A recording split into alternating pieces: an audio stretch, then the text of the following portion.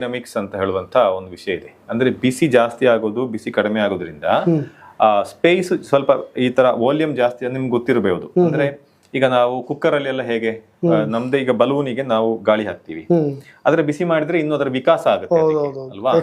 ನಮ್ಮ ಬಾಡಿಯಲ್ಲೂ ಪಂಚಮಹಾಭೂತಗಳಿರುವುದು.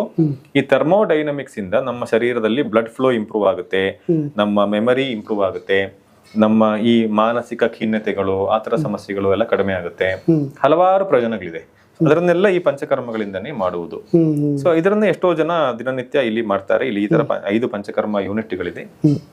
ಅದು ಅವರಿಗೆ 2000ದಿಂದ 7000ವರೆಗೂ ಪ್ರತಿ ದಿನದ ಟ್ರೀಟ್ಮೆಂಟ್ಗೆ ಒಂದೊಂದು ರೋಗದ ಹೊಂದಿಕೊಂಡು ಅದು ಚಾರ್ಜಸ್ ಆಗುತ್ತೆ. ಅದಕ್ಕೆಲ್ಲ ಎಲ್ಲ ನಿಮ್ಮಲ್ಲಿ ಕೊಡ್ತಕ್ಕಂಥ ಎಲ್ಲಾ ಕಾಯಿಲೆಗಳಿಗೂ ಕೂಡ ಇದ್ರ ಉತ್ತರನು ಚಿಕಿತ್ಸೆ ಕೊಡಬಹುದು. ಇದು ಕಂಪಲ್ಸರಿ ಅಂತಲ್ಲ. ಈಗ ನಾವು ನೋಡಿದ್ರೆ ಡಿಸ್ಕ್ ಪ್ರೊಲಾಪ್ಸ್ ಅಂತ ಇದೆ.